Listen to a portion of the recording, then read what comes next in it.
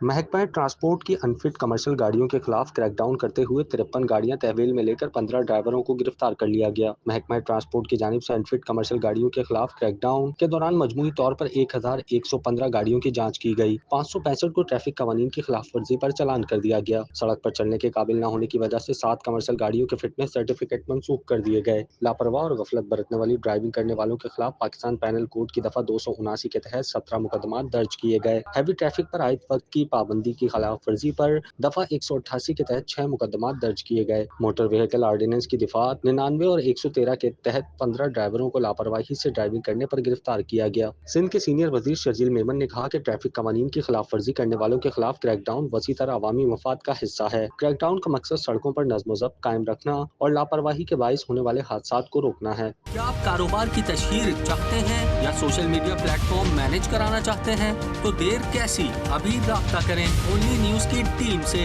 ہمارا contact number آپ کی اسکرین پر ہے۔